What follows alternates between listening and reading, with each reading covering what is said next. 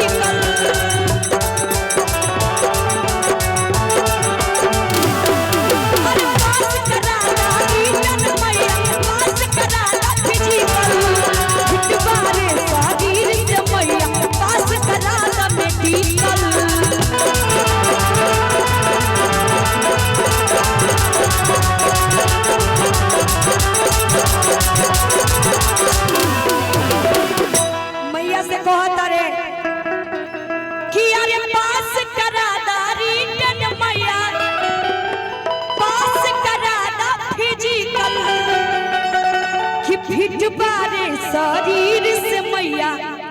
पास करा दा मेडिकल कि माई सृष्टि पर चढ़े राउर मर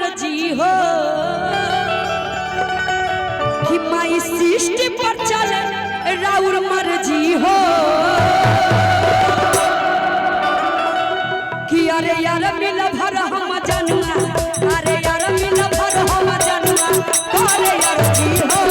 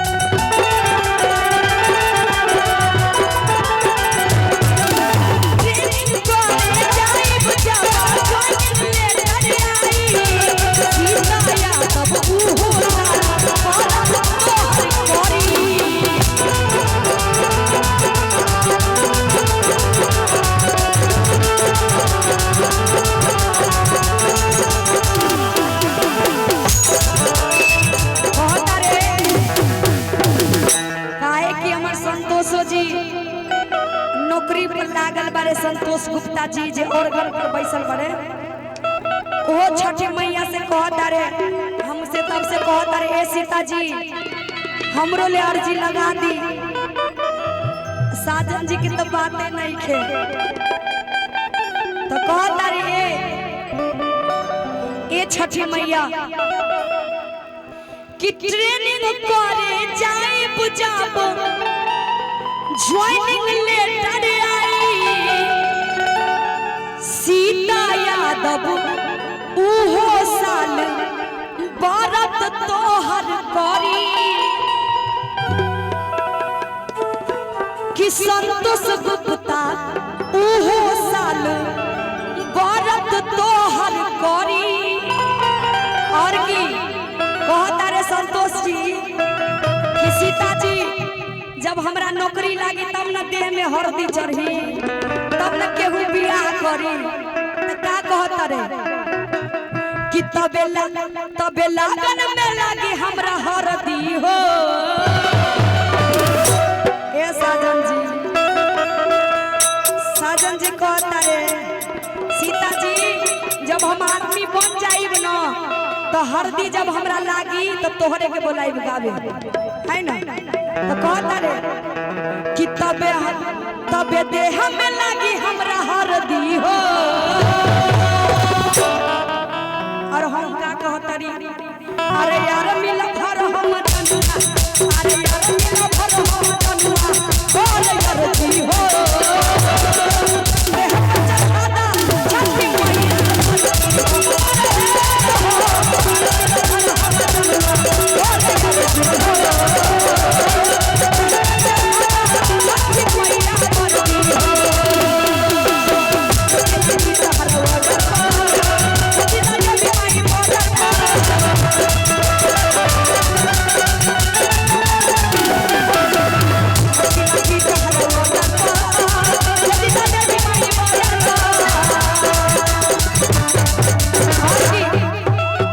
हमर सपना साकार माई कर दी हो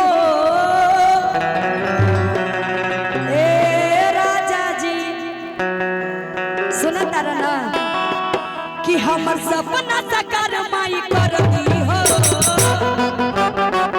हो छठी मैया